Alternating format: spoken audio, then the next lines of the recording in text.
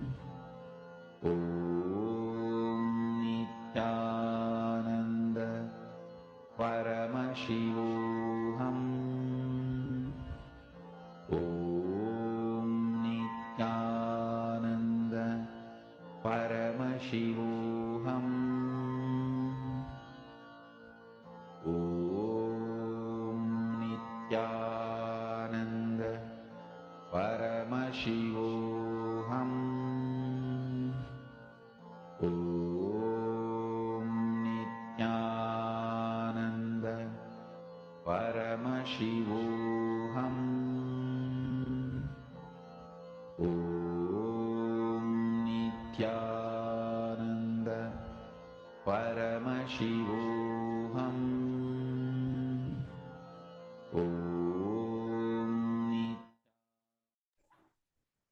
Now, we can all verify with our partner. You can share. See, Ma, I saw a question that's asking that can it only appear in golden letters or can it appear as anything else? See, Ma, this power of Akashic readings manifests as pure golden letters, numbers, figures, images on the Atmamurti. But see, when we're starting off itself, we cannot say that it has to appear like this, it has to appear like that. Just connect to Swamiji and ask Paramashiva, give me the answer. And on the Atmamurti, whatever you're seeing, you can share that. See, many power manifestations start off just like we hear it in our inner space or we are able to sense it, feel it. This power of Akashic readings particularly is golden letters on the Atmamurti. But otherwise also, anything that is appearing, it is always a manifestation. Don't feel like, oh, it has to only come in this way, it has to only come in that way. When we limit ourselves like that, we miss the manifestation. So don't keep any limitations that, oh, this is how it has to happen, that is how it has to happen. These are the basic guidelines. But Swamiji says manifestation can happen in any way.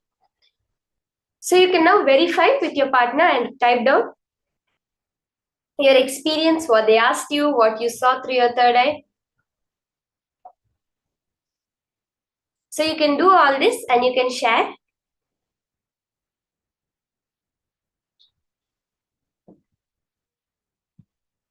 The whole power manifestation is a very powerful process because, as Swamiji always repeats, power manifestation is not about manifesting powers.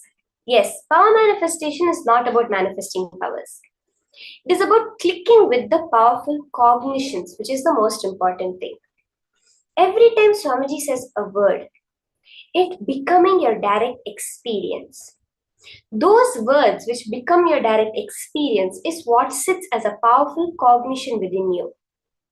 Even at the time when you don't have any other go, when you're just stuck, when that comes up and you use it, when you live your life based on it, that is when they manifest as powers.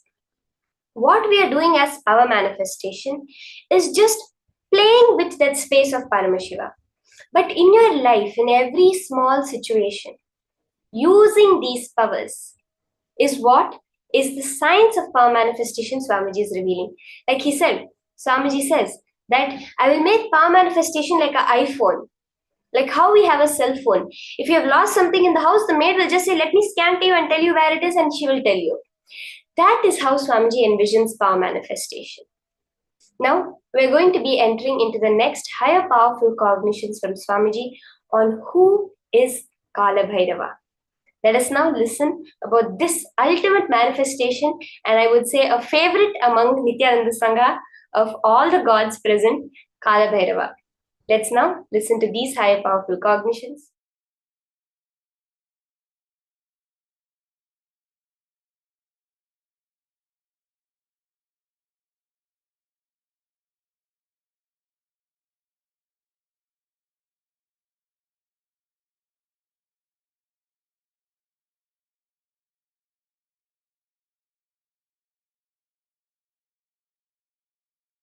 Kalbhairava assumed the form of Kalbhairava. Mahadeva assumed the form of Kalbhairava and removed the false identity of Brahma and gave Shivoham experience to Brahma today. Kalbhairava did not stay in that very form for a long time. He just, see, each of Mahadeva's action is considered as one incarnation. When he came out and destroyed Daksha and his Yajna, that action is Veerabhadra, when he came out and destroyed the arrogance of Brahma and gave him Shivoham experience, that action is Kalabhairava. See, at one point, constantly creating, Brahma forgot he is doing it because of the blessings of Mahadeva, with the energy of Mahadeva. See, the Brahma's Kamandalu, which is the sacred water, out of which he creates whatever he wants, that water is the Abhisheka Tirtha of Mahadeva. The water washed the Mahadeva's body. That is why in all Shiva temple, where the sacred water, the sacred bathing, sacred bath water, what do you call, Abhisheka Tirtham, where it flows out, there Brahma will be standing with his Kamandalu to constantly refill his Kamandalu. Go to any Shiva temple, you will see where the sacred water flows from the Garbha Mandir, the Abhishekam water flows, there Brahma will be standing with his Kamandalu, because that is where he refills and creates the whole cosmos. Unfortunately, by constantly creating, he forgot from where he is refilling his Kamandalu. He was also given the 5 head by Mahadeva, but suddenly he became a little egoistic and arrogant and started thinking that he's, see, the Shivoham has to happen from inside out. It should become experience and then start coming out. And this guy, out of his hypocrisy and arrogance, started declaring, I am everything. So now Mahadeva has to make him understand and give him that real Shivoham experience. So he just wakes up from his samadhi. Kalabhairava comes out. The Lord of Time comes out and just cuts that 5th head, which has become a little arrogant. The moment the 5th head is gone, Brahma realizes he is also bound by time. And he realizes that it is hypocrisy that made him feel he is the superior. The moment he surrenders, Mahadeva again gives him the Shivoham experience and gives him the place back in his temple and says, you can start refilling your Kamandalu from now on and continue the creation. And he gives a permanent place in all temples of Mahadeva, where the Abhishekam water, the holy water, the sacred bath water goes. In that place, it's called Gomukam. In that Gomukam, always the Brahma will be there to fulfill his Kamandalu and do the creation. Kalabhairava is one of the most powerful expression of Mahadeva. Most powerful expression of Mahadeva.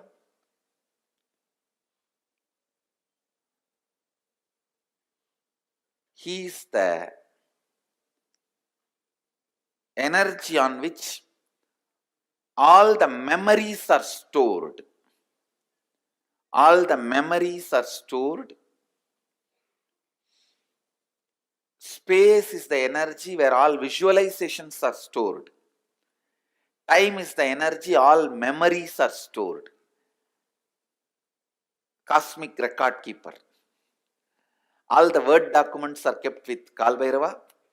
All the visual documents are kept in the space. The space, embodiment of space is Nataraja. So Nataraja keeps all the visual documents and Kalabhairava keeps all the word documents. So anything happened, happening, yet to happen, you can just ask Kalabhairava, he will pull it out and give the whole record. And moreover, most powerful expression, easily accessible. The moment you call, he will be there.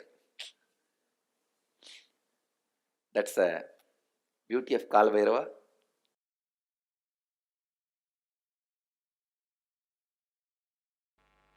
Life is only for the people who start thinking, living Advaita, who start thinking, living in the space of completion.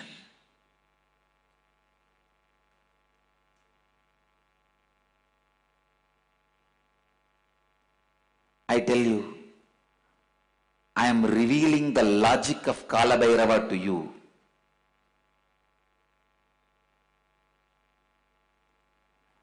The logic of Kalabhairava is the logic with which life is operated. Understand? None of your questions life cares about. You go on asking questions. Why good people suffer, bad people flourish? All those questions are from your arrogance. Life never cares about your questions. Life will not care about your questions. Life will not care about your stupid rationality. Life will not care about your illogical logic. Kala, he goes on happening. He goes on happening with this one logic. Understand? Just with this one logic.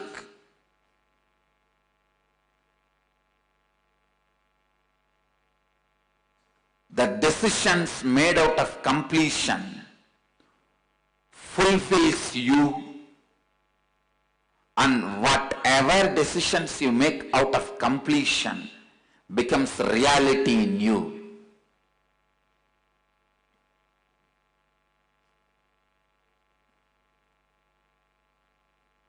It is your decision, your courage to be in the space of completion.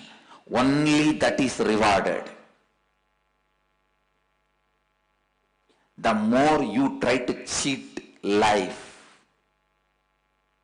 with your hypocrisy, life does not just cheats you back, it beats you back.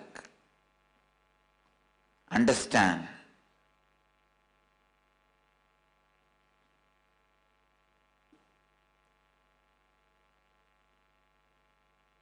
The soft, goody-goody, hypocritical, civilized fellows go on question the terror form of Kali and Kala. Whether you question or don't question, the logic of the Kala is life. He runs the life. His logic wins. His will prevails.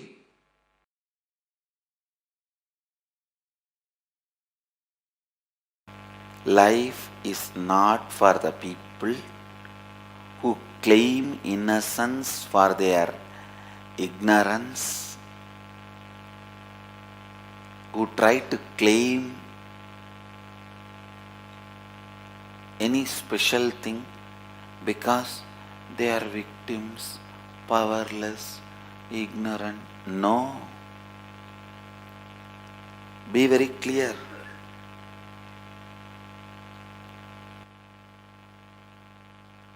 Life is run by Kalabhairava. Kala. If you stand up with powerfulness, he will mirror that. If you stand with powerlessness, he will mirror that. If you stand up with responsibility, he will mirror that. If you stand up with irresponsibility, he will mirror that. If you are powerless, the only thing he will tell you is complete with it and get out of it. Complete with it and get out of it. Complete with it and get out of it. Feeling you are a victim is nothing but taking revenge on your own life. It is suicide. You killing yourself, you destroying you. Feeling victim-like is you killing yourself, destroying you. Listen. Completing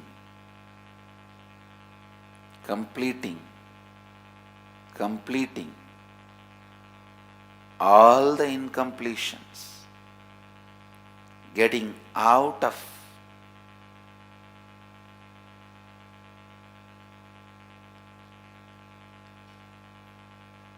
the victimhood is living Advaita. Understand? Advaitic activism means again and again and again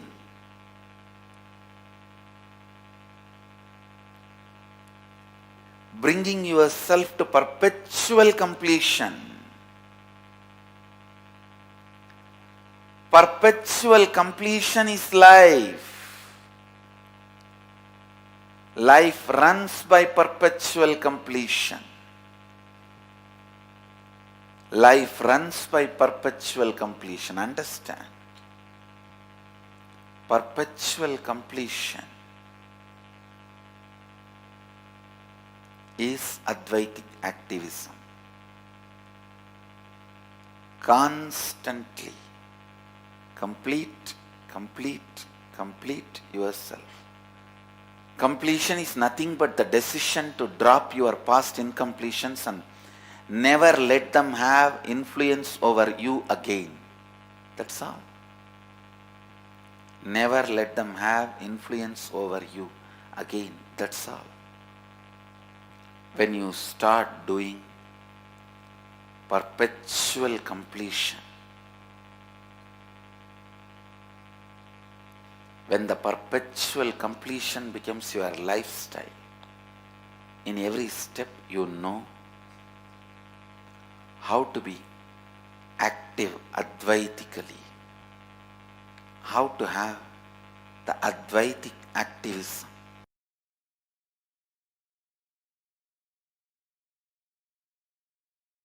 A lady devotee with a mentally little challenged child goes to Ramakrishna and asks, what wrong I did that I have got a child like this? Ramakrishna says, remember the child is God and take care, you will become enlightened. Because the simple act of giving love strengthens your Kala dimension, and if you remember, cognize to whom you are giving love is God, it becomes devotion. I tell you, every time you share love, every time you use love as the strategy for your existence, the joy oozes out in your being is the strength of Kalabhairava. Strength of Kalabhairava. Kalabhairava is eternally loving, caring, blissful, ferocious, ecstatic, blissful, ferocious.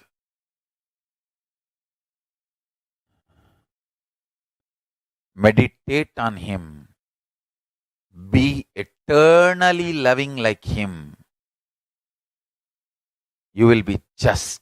Understand?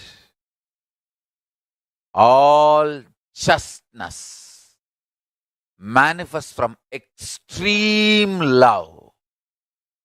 That is why Kalabhairava is Lord of Yama. Kalabhairava is the Lord of integrity. Kalabhairava is Lord of justice. All justice is delivered cosmically only from the pure space of love. Maintain the intense space of love. Paramashiva will raise you to the space of being a justice, delivering justice to the world. Compassionate, eternally loving are always kept in the space of delivering justice, giving justice. Billions and billions of yugas, zillions and zillions of years without gap. Meditate on it. That is Kalabhairava's fire. The Prabha, Tejas, shining of Kalabhairava is this powerful cognition. Zillions and zillions of yugas, years, without gap.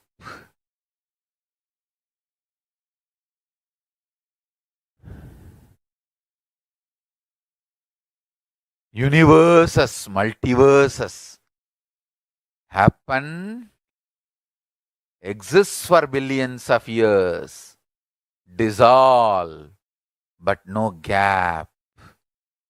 It is spontaneous and simultaneous. Meditate on this in your third eye. Meditate on this in your third eye.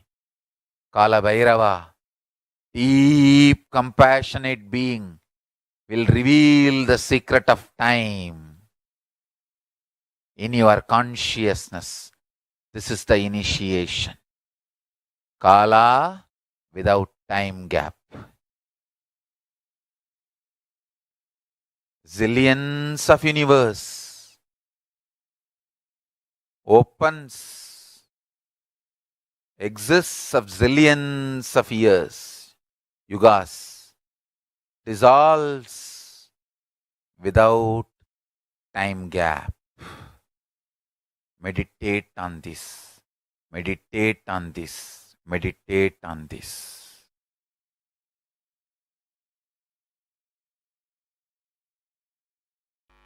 Go and tell Kalabhairava, all the known incompletions I commit with you, I will complete. All the unknown incompletions is your responsibility. I am surrendering to you. And I tell you, he really responds and completes. Whenever you ask him to bring completion to you, he is embodiment of compassion. Whenever you associate you with incompletions, he is the terror. Which side you are standing only decides whether he is terror or compassionate being. He is the most compassionate if you are standing on the side of the completion. He is the ultimate terror if you are standing on the side of the incompletion. He can show the extra teeth and the smile both. He can show the terror teeth and the smile both. He is the only God capable of that. To terror teeth and the wide smile. If you associate yourself with completion, he has such a sweet smile for you. If you associate yourself with the incompletion, yes, such a terror teeth for you. The terror teeth will grind even universes and swallow. The smile can create even universes for you.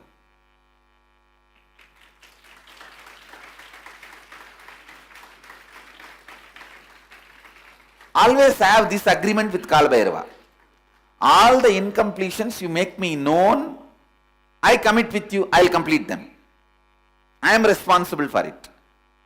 All the incompletions unknown to me, you are responsible for it.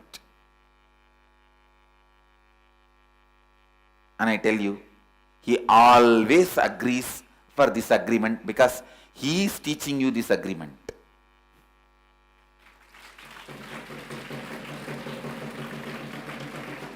He always agrees for this agreement. All the incompletions known to me, I am responsible. I will complete them. I will drop them. I will complete and drop them. I will never allow them into my cognition. But there are many unknown to me. I cannot do anything about it. That you are responsible. I tell you. He is the most sweetest God.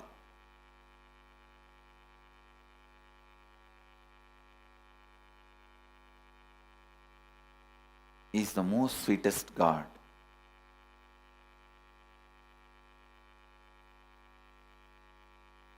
He is the Lord of completion. He can heal any incompletion. Not only heal, he can just make any incompletion irrelevant. He can just make them irrelevant to your life and you. Means you will even forget you had incompletion in that area at one time. Is time, Kala, Lord of time.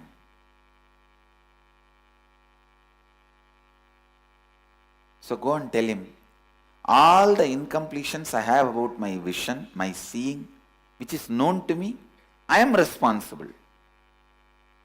I'll dig them out and complete and drop. Whatever is not known to me, you are responsible, complete them. Or make them known to me, so that I can complete. Either I should be Lord of life or you should be Lord of life. No third person in between you and me. That's all.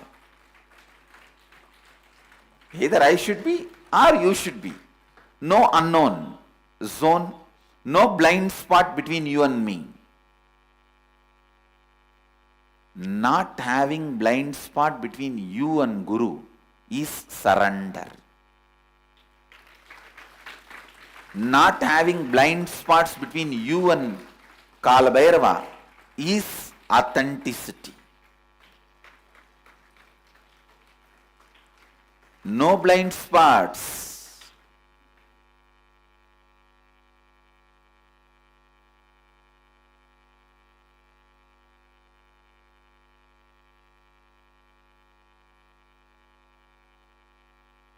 Either for all this I am responsible and I am completing it, and whatever is not known within my framework, you are responsible. You are completing it.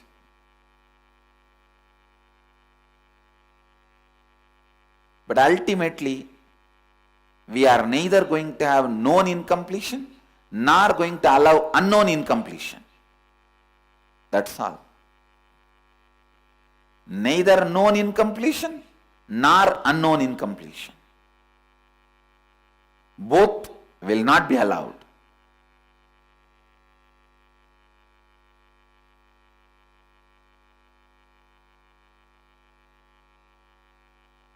Everyone who has spectacles or contact lens, today tell Kalabhairava. Go and sit and talk to him. Our Bididi Kalabhairava will simply talk back to you. You don't even need to talk for him. You just go and talk to him. You will see. He will answer. You will simply listen the answer in his own voice.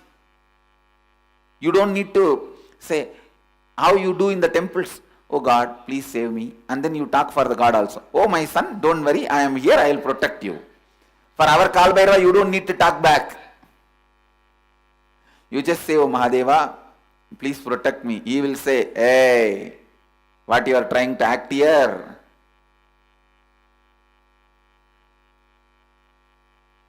Complete with all this incompletion. Others I will take care. He will talk to you in his voice. He is Swayam Prakasa. And alive.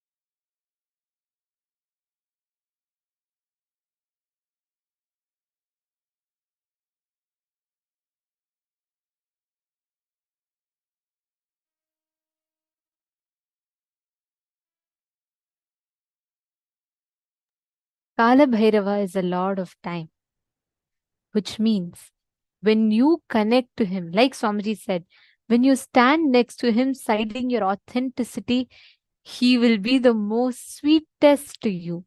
When you stand next to him, citing your inauthenticity, he will be the most terrifying for you. What you stand, which side are you taking in front of Kalabhairava? That is what matters. Which side are you standing on? What side are you taking? This is like one of the best revelations by Swamiji. Please understand, every time you stand in front of Kalabhairava, if you take the side of incompletions, if you side your powerlessness, if you believe inside you, oh, I am very weak, I'm very powerless, I can't do this, I can't do that, then Kalabhairava will only reflect that to you. If you stand by the side that you are powerful, you can manifest, and you know whatever is unknown to you or yet to be known by you, let Kalabhairava take care, he will take care.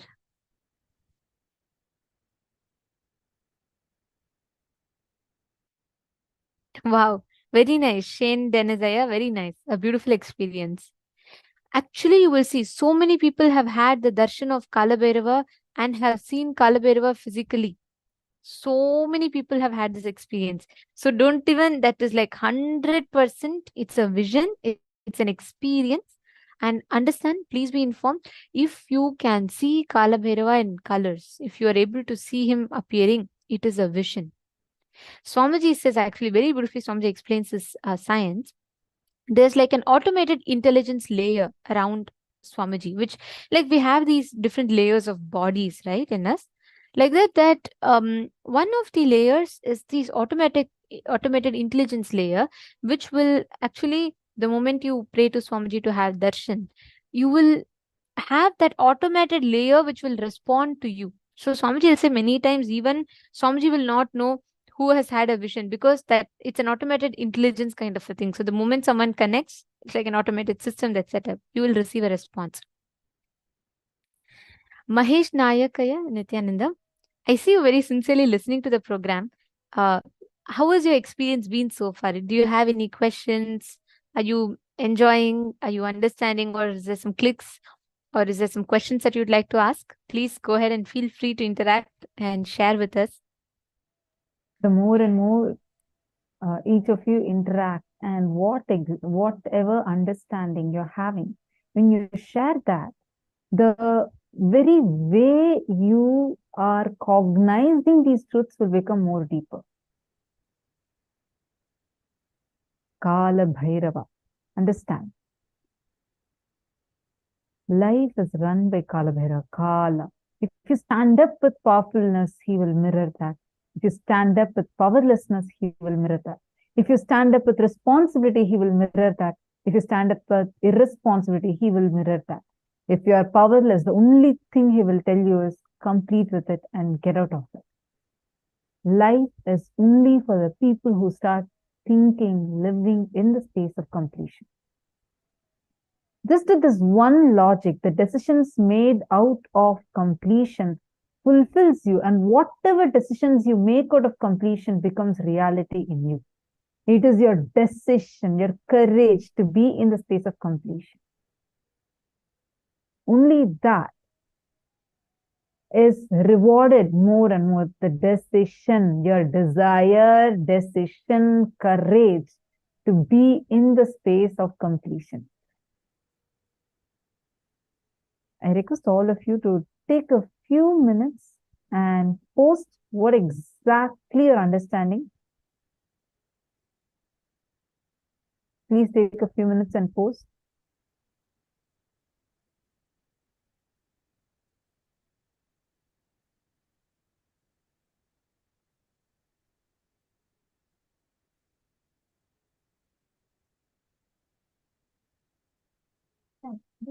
Very carefully. Every one of you that are sitting here, as you are all writing, identify the points in your life. Which are the points where you side with your incompletion? 5 patterns where you felt completion is not possible.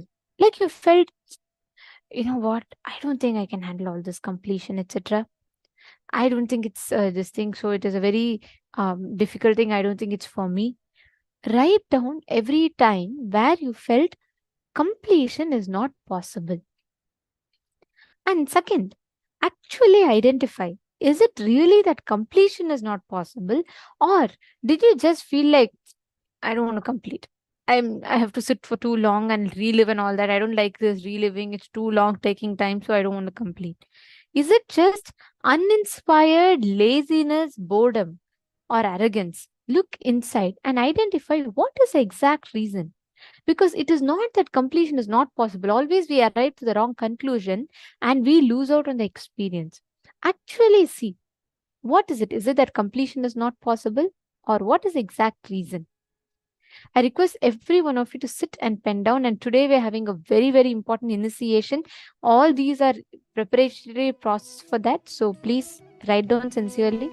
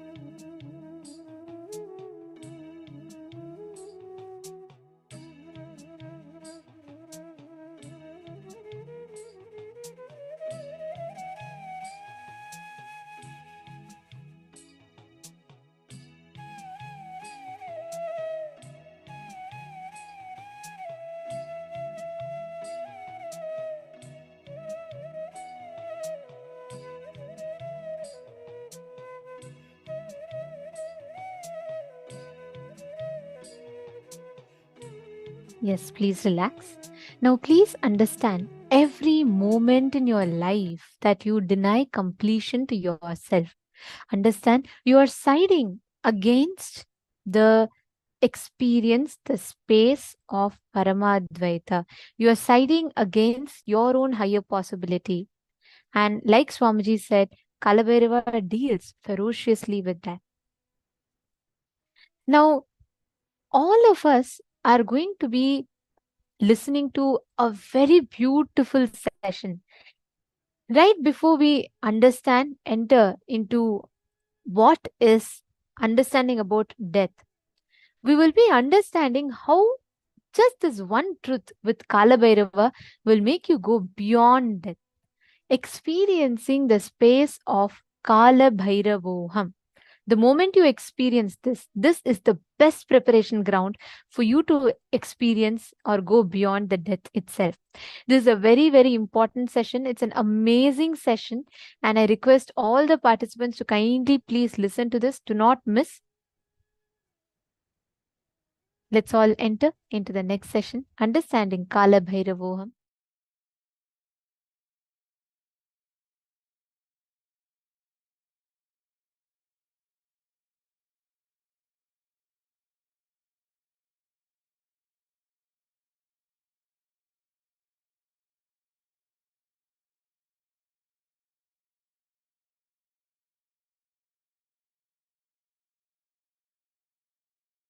Ferociousness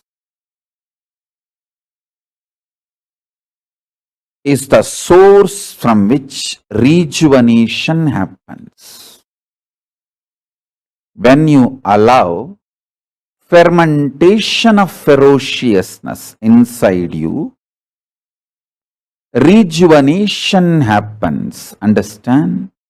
The more rejuvenation you allow, more you will be manifesting Paramashiva, more enlightenment energy, more and more you will manifest best things of life.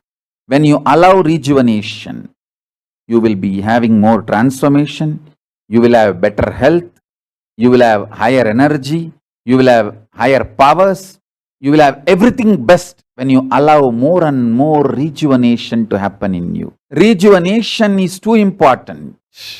Listen. Rejuvenation is too important.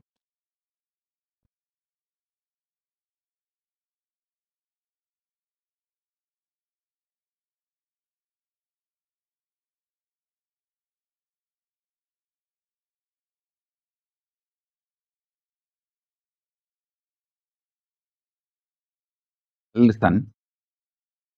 Listen intensely.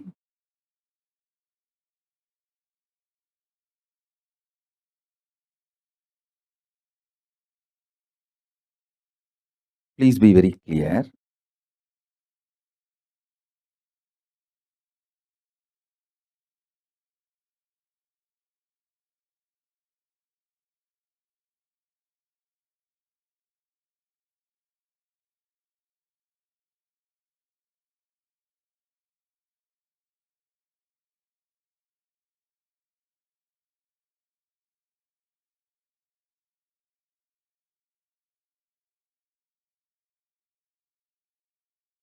I'll define ferociousness. Ferociousness means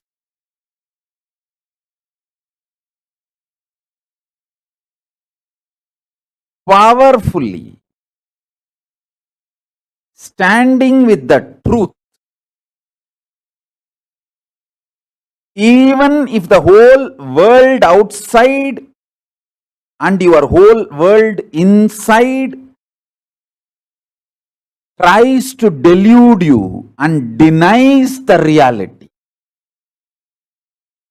The reality is you are Paramashiva.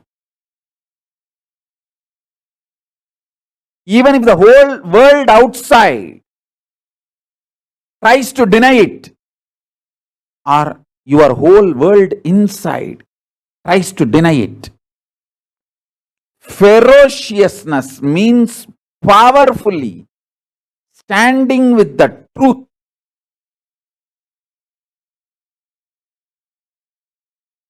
uncompromising,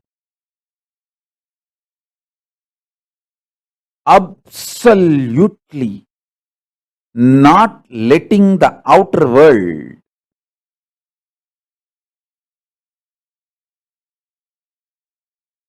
to add any self-doubt, self-hatred, self-denial inside you. The world or my world. See, your outer world is the world and your inner self, your inner space is your world, my world. For you, my world, for me, my world. The world or the impacts of the world on my world, nothing should be allowed to dilute you, to lower you, powerfully standing up with the truth.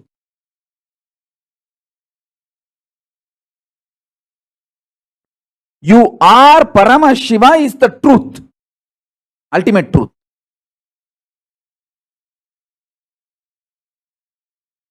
You should come to this conclusion because it is truth, not because if you believe you are Paramashiva, you can manifest powers, you can have this, you can have that.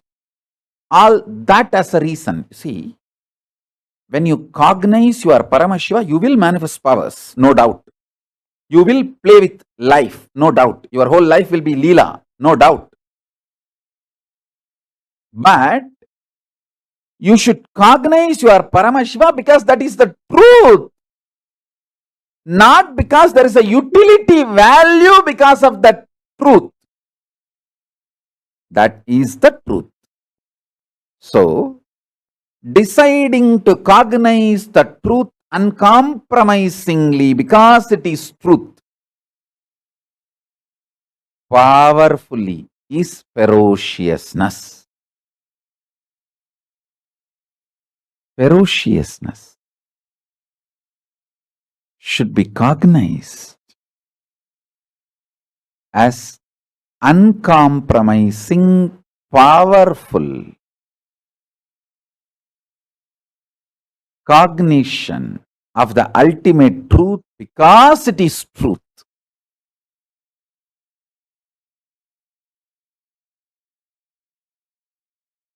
Ferociously deny all the denials in the outer world or in your inner world. In the world and the impact of the world, outer world, in the inner world is your world. In both worlds, deny absolutely anything other than the ultimate reality.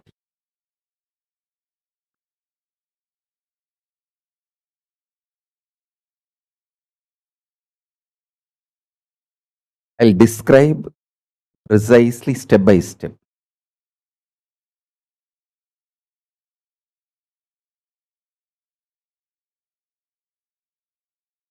In the initial level,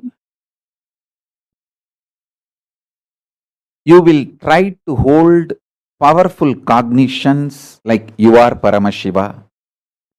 The ultimate reality is you. And try to gamble with those powerful cognitions. I will believe I am the ultimate reality if my spouse stops fighting with me. I will believe I am the ultimate reality if my boss gives me vacation. I will believe I am ultimate reality if I get pay hike. You will try to gamble.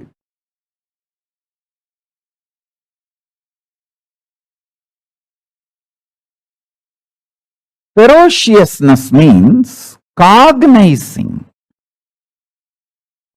the highest reality because it is reality. Cognizing the powerful truth because it is the truth. once initiated by the Guru, be very clear. The ultimate truth should be lived uncompromisingly. Listen, you are Paramashiva. See everyone, everything as Paramashiva. Just uncompromisingly, powerfully hold this truth in your inner space and start acting on it. This is ferociousness.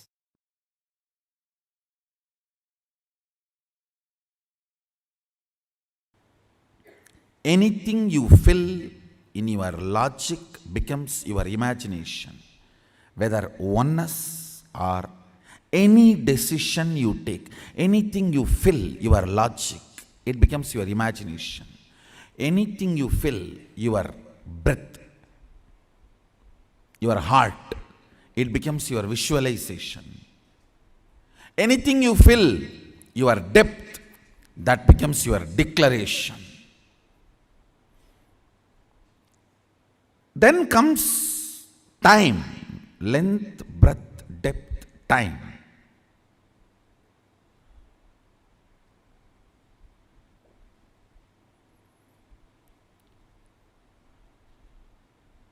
Only anything becomes part of your space can be ever yours. Till something has not become part of your space, it cannot be yours. It is only your imagination, visualization, declaration. Length, breadth, depth. Listen.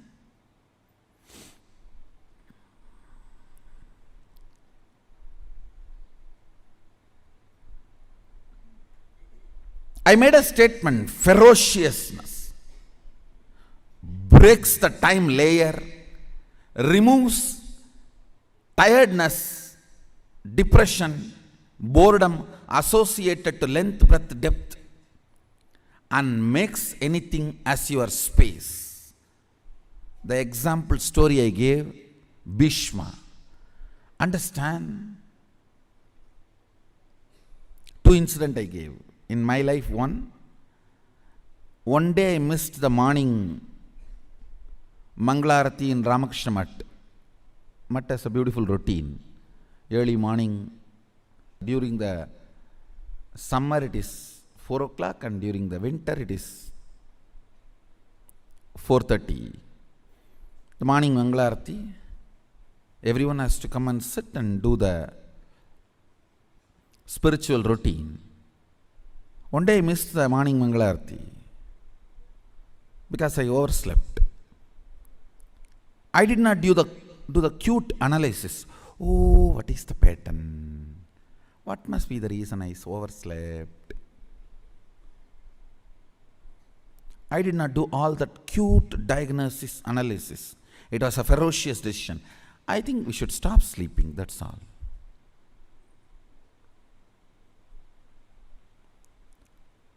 The ferociousness with which I decided to stop sleeping. Only next 3-4 days I did not sleep. But the ferociousness was powerful enough to open my time layer. My decision to be in Mangalarati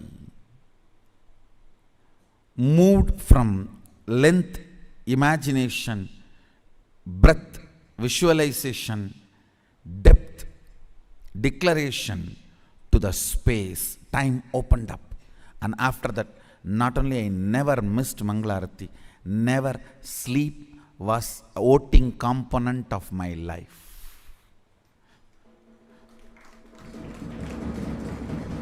Understand this word. Sleep lost voting right in my life's any decision. Any decision I took in my life, sleep, tiredness, depression, boredom, all the four are, see, tiredness is the chemical effect of sleep. Depression is the psychological effect of sleep. boredom is emotional effect of sleep. Coma is physiological, psychological, emotional effect of sleep. Death is the conscious effect of sleep.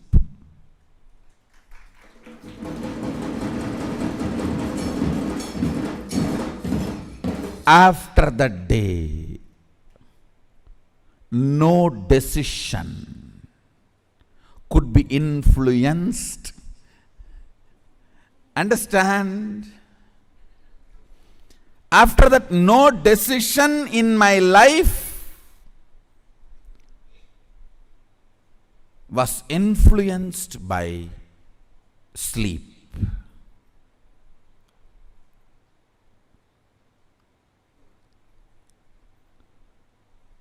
The story of Bhishma.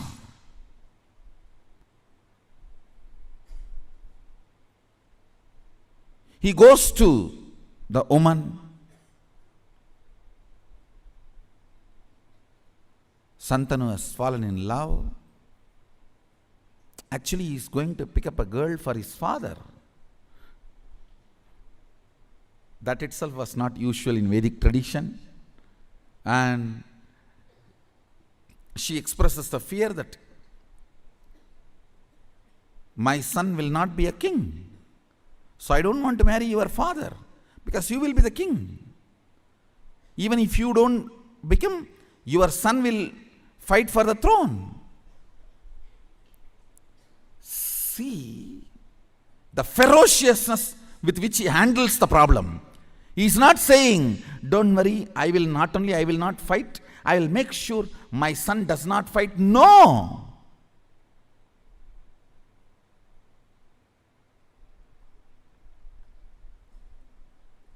The ferociousness. I declare myself Akanda Brahmachari. Understand, the scene is described by Vyasa. It was such fantastic scene. Son sacrificing his life for father's lust, which is not dharmically expected. Dharmically, he is not expected to do this. He just deals the whole problem with ferociousness and says, not only I will be a servant forever to the Hastinapur throne, he declares himself as a servant of the Hastinapur throne forever, and he died for Hastinapur throne till the end.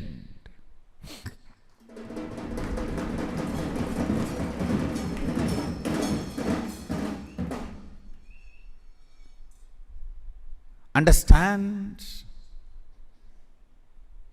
He dropped his body to protect Hastinapur throne. The last act he did, giving all the spiritual and dharmic strength he had to Dharmaraja, now who is Hastinapur throne head. Before he left the body, he made sure the right person is in the Hastinapur throne, Yudhishthira. And he infuses all his best things, Vishnu Sahasranama, and the system to rule. Both he gives to Yudhishthira. I don't know how many of you know, Vishnu Sahasranama was chanted by Bhishma on deathbed. On arrow bed, he chanted, and he gifted the great spiritual principles, the principles of administrating a country through a spiritual way, and gave literally everything to Hastinapur throne and left the body. Listen. See, in our Puranas, every incident and the boon and the whole story you need to connect and see. Only then you will understand the principles. He declares with all the ferociousness, No more sex. I am a brahmachari, Aganda brahmachari. Understand? The ferociousness, time opens. Listen, whenever something happens on the planet Earth, when the time layer opens, the gods and goddesses shower the flowers. Any incident you read, Devatas were showering the flowers, that incident will be directly related to opening of the time. What is opening of the time? Your vow or the decision is from space, not restricted by time. Understand?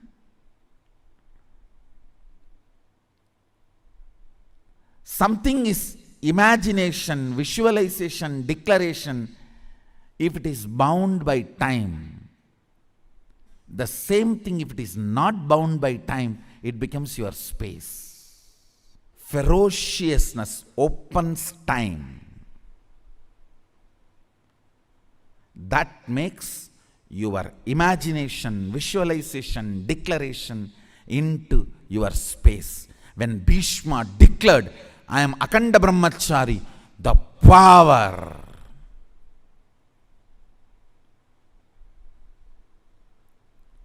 It was so powerful.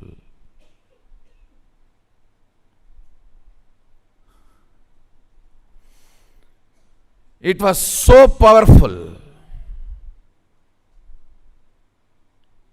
Heaven showered. Heaven showered. Understand?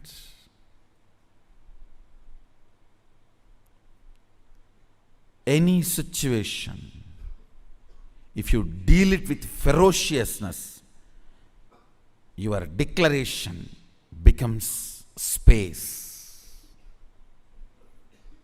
Your declaration becomes space.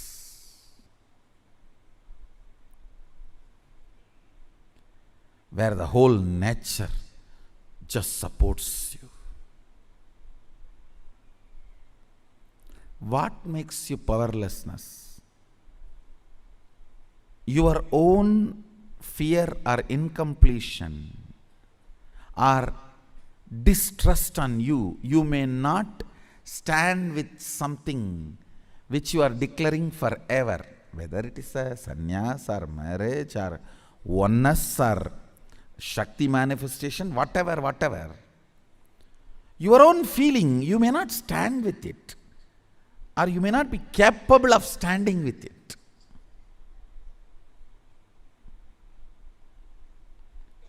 That makes you powerless, and that makes things only as a imagination, visualization or declaration without letting it become space. Understand? If you declare from your space the oneness, now you will manifest all the powers of Sadashiva. Because the initiation is same. It's not that initiation is going to change.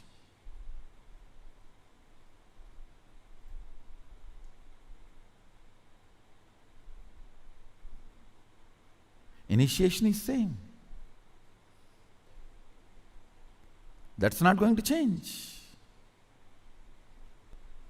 Antidote for not manifesting powers is ferociousness. You just need to add more ferociousness in your oneness declaration. Your inner space need to be told ferociously, oneness is going to be the space from which I am going to make all the decisions. All my decisions are going to be from oneness.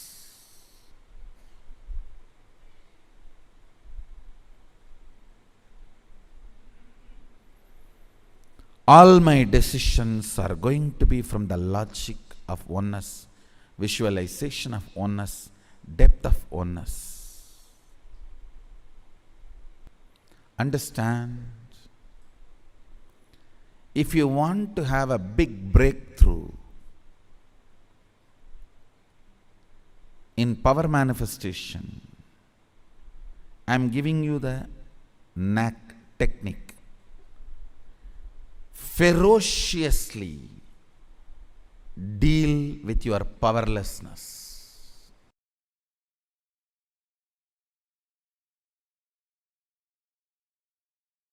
Understand, whenever Guru shows you the ferociousness, Master shows you the ferociousness, he is showering the real love.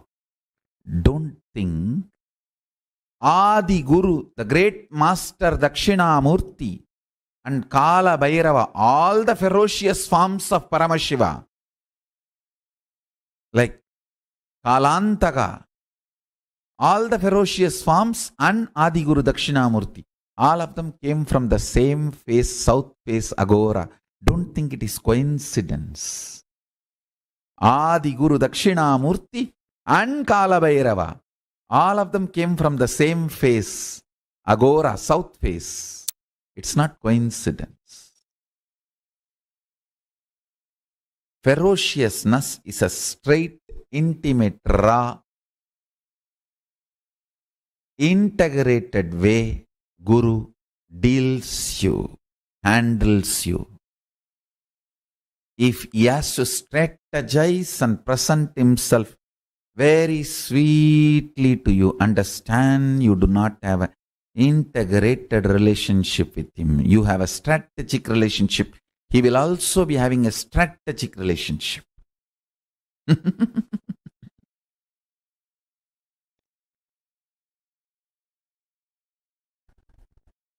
Ferociousness is Paramashiva dealing you with his own hands, with his empty hands, bare hands. He will never kill you. He will only hug you.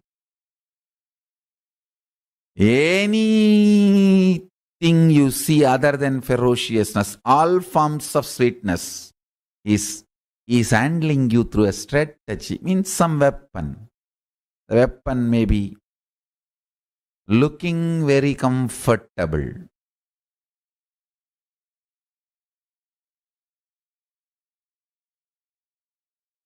but not good for you in long term. Ferociousness, straightforwardness is the best integrated, intimate relationship with Guru. Understand, my love is lubrication for your machine. My ferociousness is energy, fuel, power for your machine.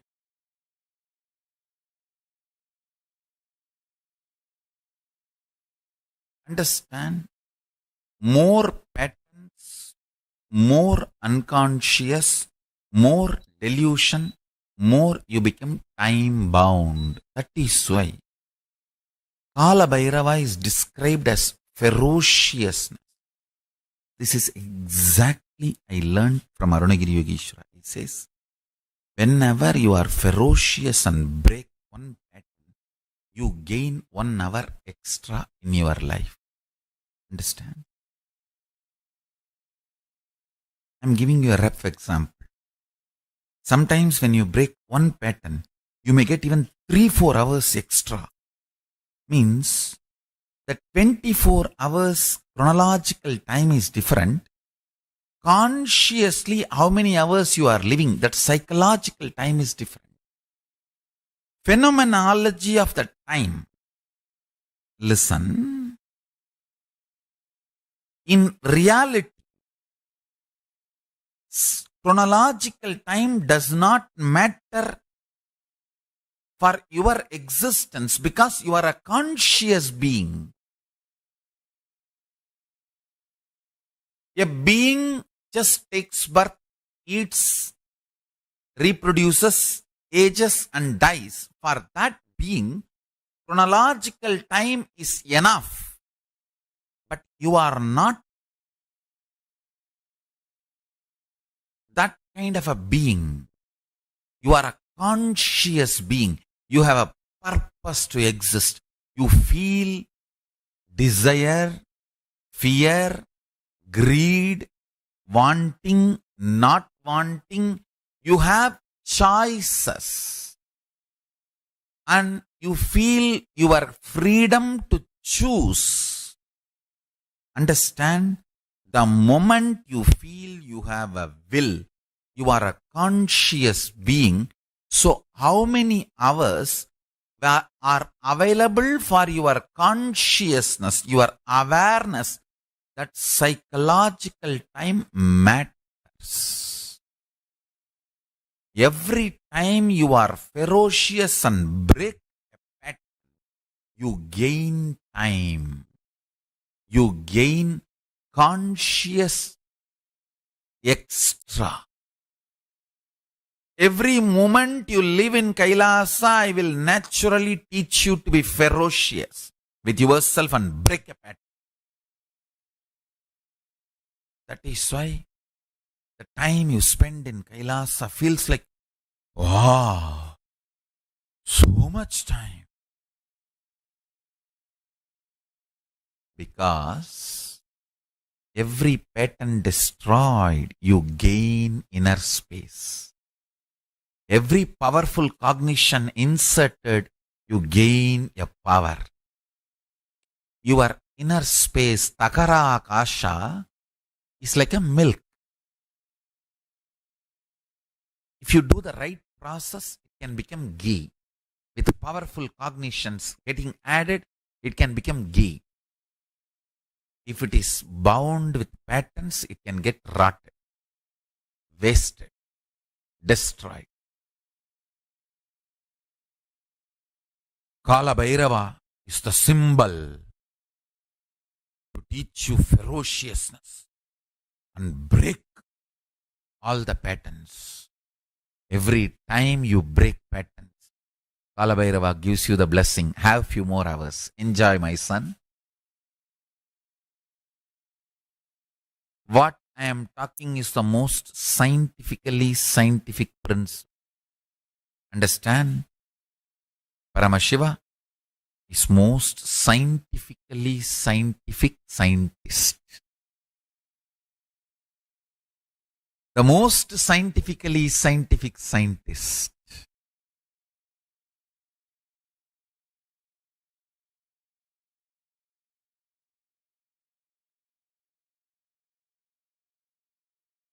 Now listen.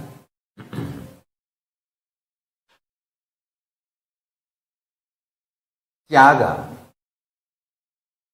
in any level, whether you give up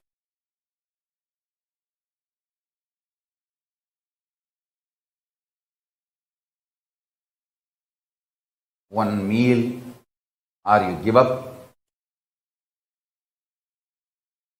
whatever you call as wealth,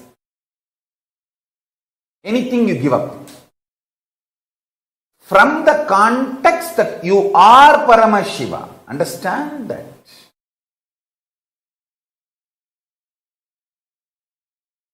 The context from which, the cognition from which you decide to do Tyaga is too important. Cognition that you are Paramashiva, with that, any Tyaga you do, you start infusing yourself with Paramashiva Prana. You become Bhairava, Mahabhairava, Mahakalabhairava. Understand? Like how, if you fill the balloon with helium gas, it goes up. If you fill yourself with the prana of Paramashiva through Tyaga, you just go to Kailasa. Mahakalabhairava is Lord of Tyaga, Tyaga Raja. Paramashiva, when he manifests his Tyaga dimension, he is worshipped as Kalabhairava.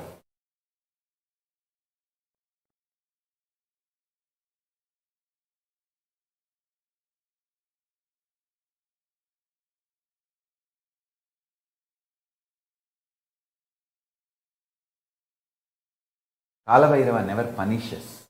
He only helps you to achieve Paramashivottva. For example, even that Brahma story. If Kalabhairava is angry, he would have killed Brahma. Brahma is nobody for Kalabhairava.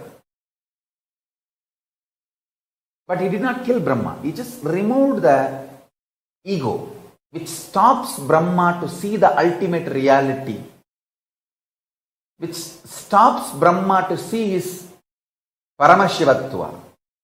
Only that part he removed means Kalabhairava actually helped Brahma to achieve his ultimate state eternally.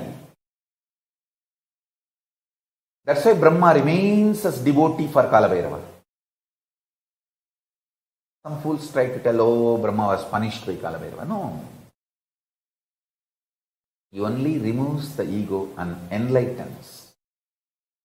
Kalabhairava is absolute compassion, eternally sweet, cute, absolute compassion. As I said, you can tickle his hip when you see him. He will laugh.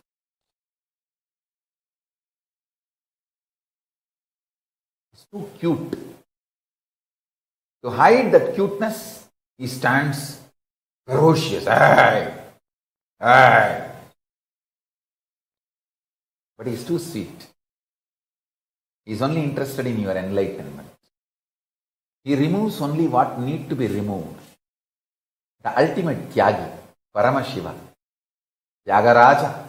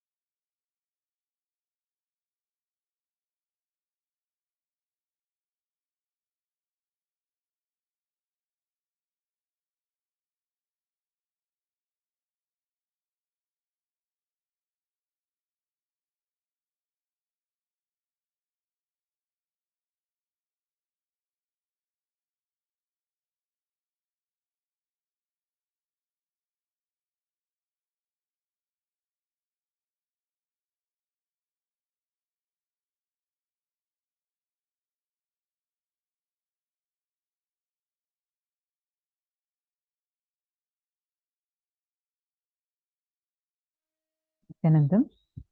Now, as all of us have learned just now on the space of Kalabhairavoham, we are now going to be entering into a very, very, very important session. From now, we are going to be having a no break, or like, I mean, of course, the whole program doesn't have a break, but like from now onwards, the sessions, none of the sessions should be missed. We are going to be having continuous sessions in learning about death. This needs to be attended completely in order to do the death process itself. So from this session onwards, every next session is too important, and we're also going to be doing the exercise, the internalization exercise that will further help you with this experience. May I request all the participants, please come and sit down in front of the camera.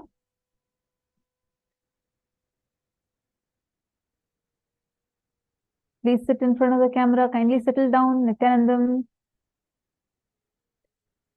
Please make sure you're visible in front of the camera.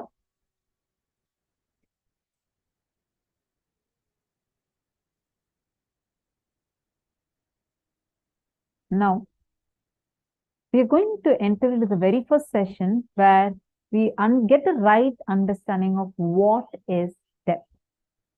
So now let's learn about that from Swamiji and all the participants, the viewers that are watching us live right now on YouTube. We request all of you to join the Zoom as soon as possible, because once we start the death process preparation, we will not be live on the platforms, because that will happen only on Zoom, as it can be done only under the supervision of directly will be conducted, and it has to be supervised. So we request all of you to please come log into the Zoom so that you don't miss out on the process. Now let's enter into the session where Swamiji is going to be revealing to us what is death.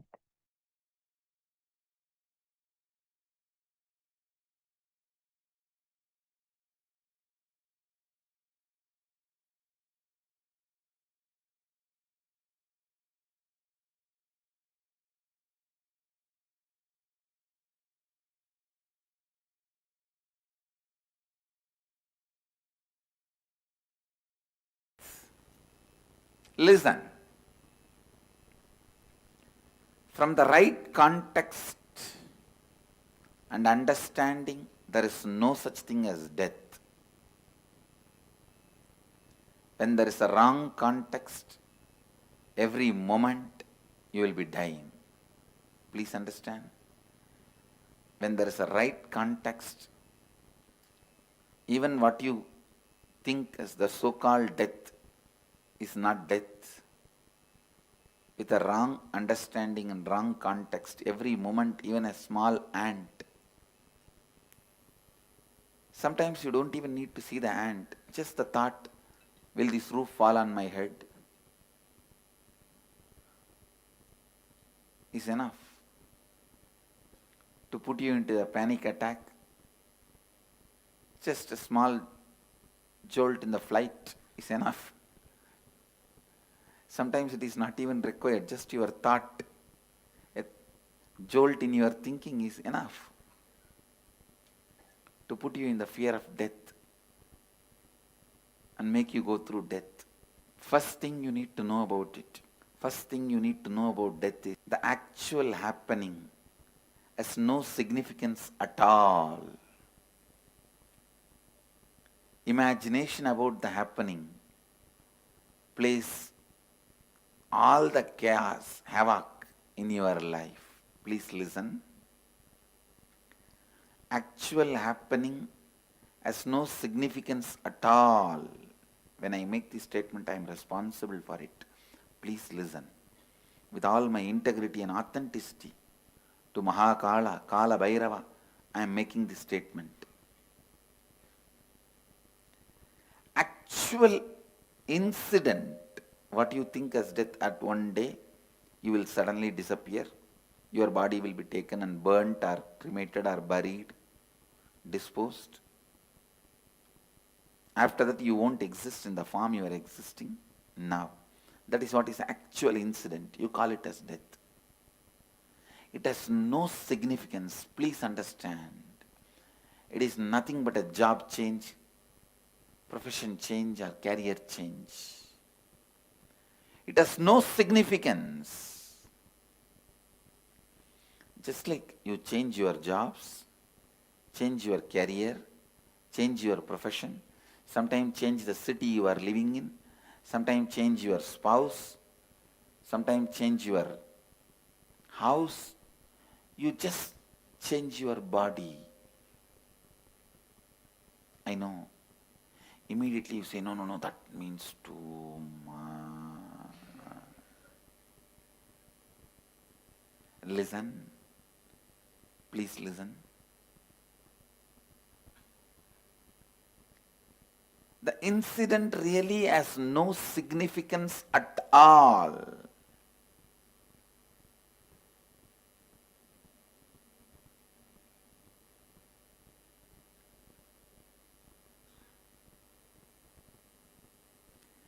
Changing your body happens so regularly in your life,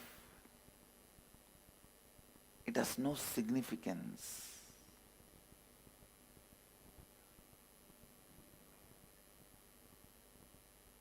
Just today morning when we were walking towards satsang, I was with one of my Gurukul kid who was in the Gurukul.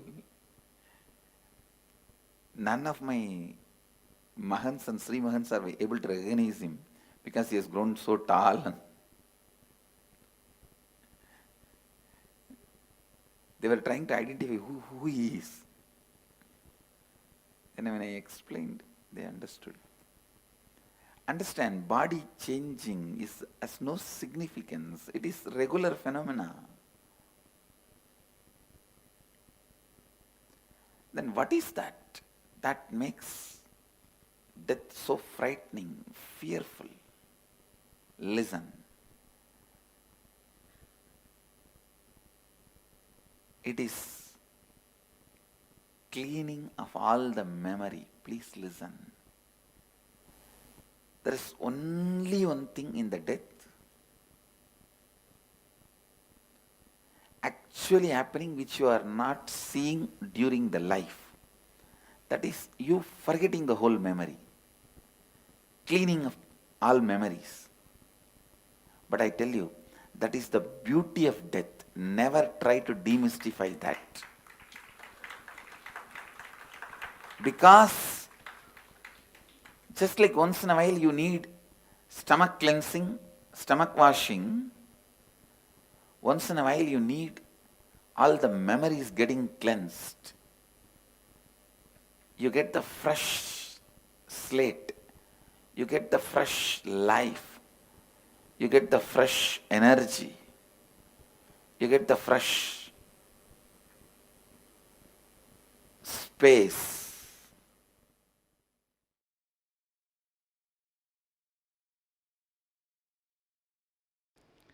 I can say this is the Hindu way of approaching the death. Please understand. This verse gives so many unsaid, deeper level of understandings.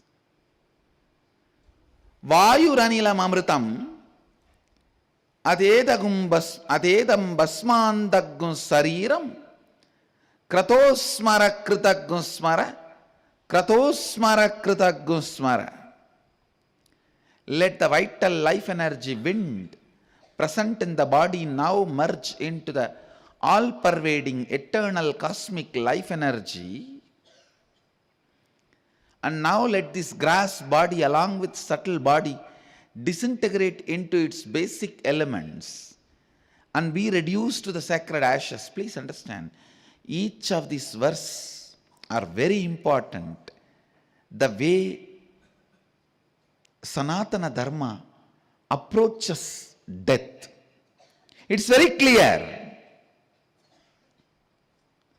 The body has nothing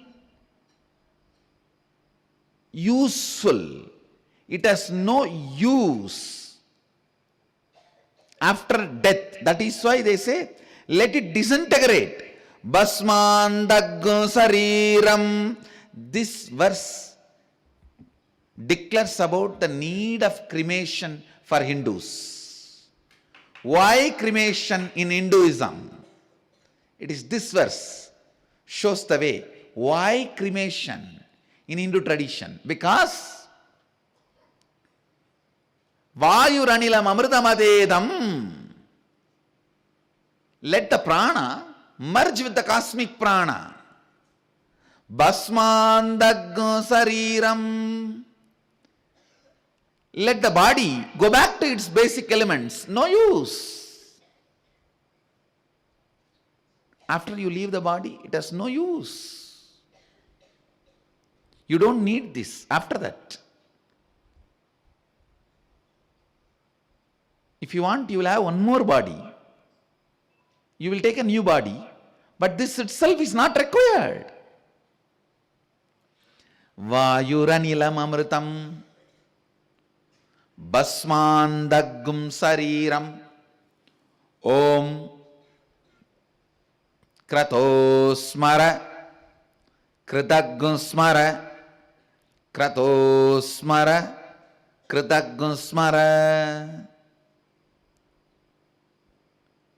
Please understand.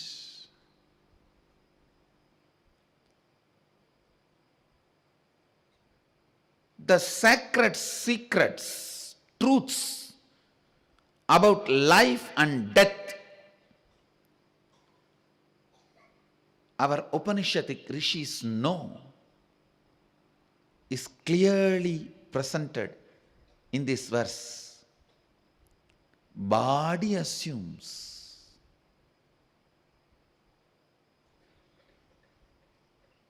its shape and it can go back to the basic elements.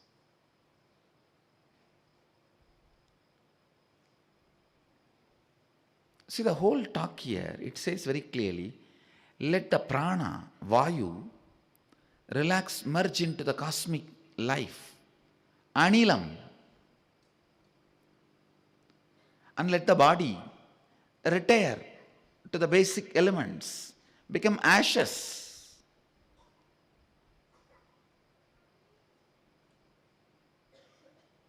But you remember what all you did to become one with the cosmos. Oh cosmos, please remember what all I did to reach you. It means what? There is something beyond your life force, prana and body, which is inside you.